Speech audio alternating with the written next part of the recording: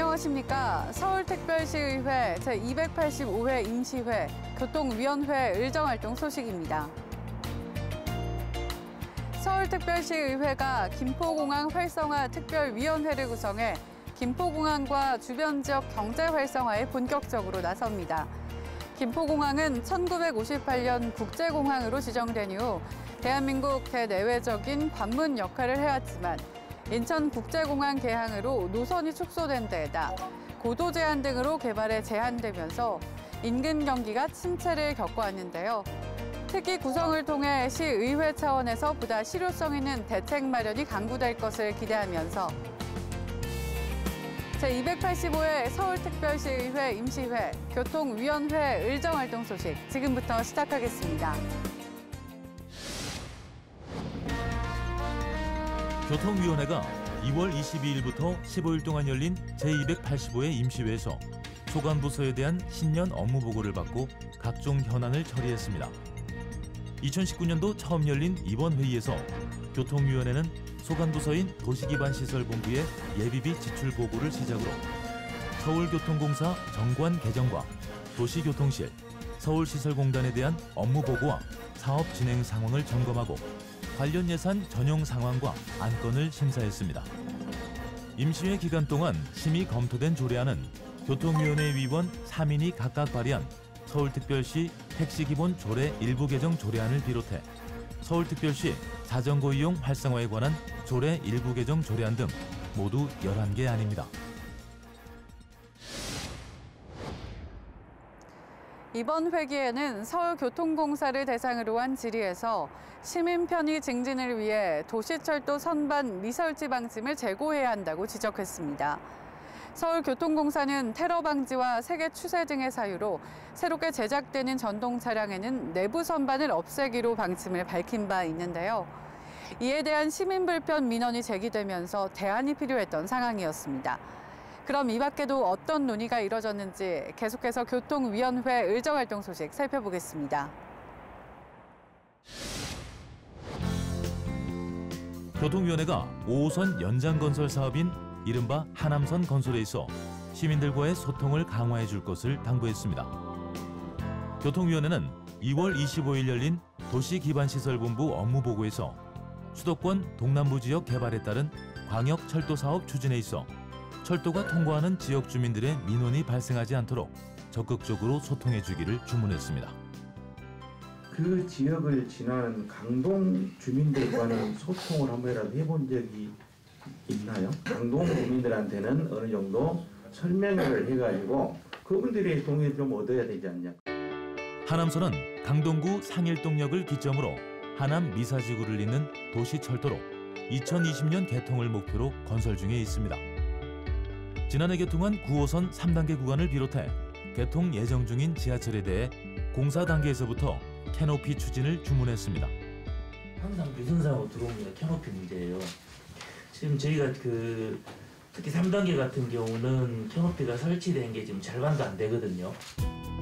실제로 캐노피가 설치되지 않은 지하철 출입구의 경우 눈비 등으로 인해 계단이 미끄러워 안전사고 위협이 높다는 지적이 꾸준히 제기되어 온 바 있습니다. 교통위원회가 서울시 공공자전거 따릉이의 수리와 정비 업무를 동네 자전거 대리점에 맡길 것을 제안했습니다.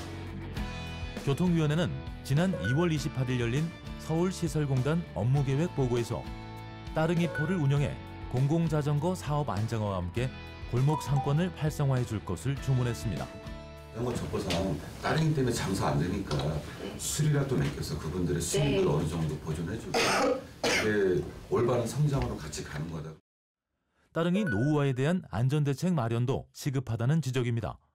겨울철 지나고 지금 현재 그 따릉이 점검을 또 실시를 해야 되지 않겠습니까?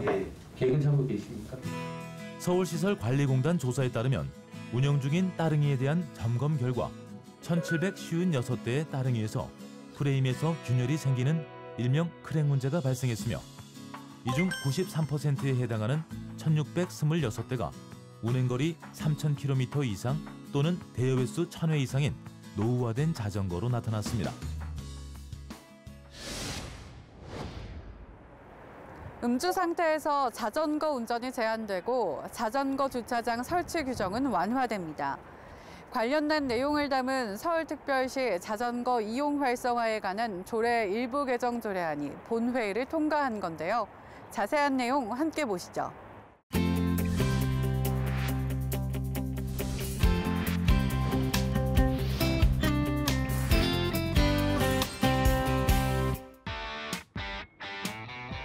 저는 지금 여의도 한강공원에 나와 있습니다.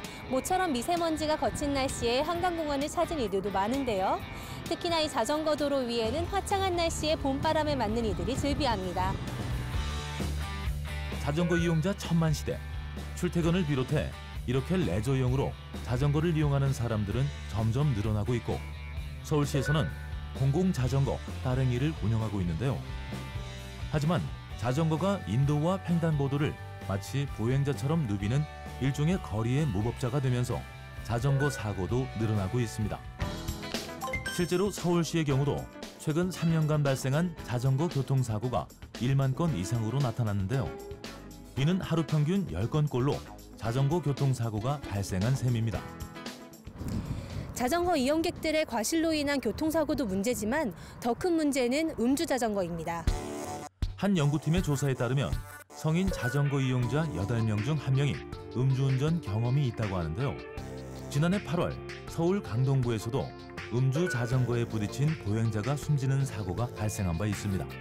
개정된 도로교통법에 따라 술을 마시고 자전거를 타다가 적발되면 범칙금 3만 원이 부과되지만 실제 단속은 어려운 상태입니다. 이런 가운데 제285회 서울시 의회에서 음주 자전거 예방 등에 대한 내용을 담은 서울특별시 자전거 이용 활성화에 관한 조례 일부 개정 조례안이 본회의를 통과했습니다. 조례는 음주 자전거 방지를 위한 의무 부과, 민간이 설치하는 노외 주차장 규제 완화, 자전거 교육 안전 체험 교육을 받은 이수자의 따릉이 이용 감면 등의 내용이 포함되어 있습니다. 자전거를 통해 얻을 수 있는 삶의 만족과 활력소는 많을 것입니다. 하지만 이것이 타인에게 피해를 주어서는 안 되겠죠.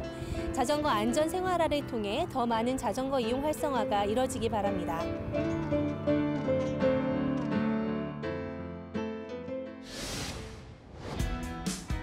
시내버스 미세먼지 저감 대책의 일환으로 올해부터는 서울시 전 버스에 대해 미세먼지 제거 필터 설치 작업을 진행하고 있죠.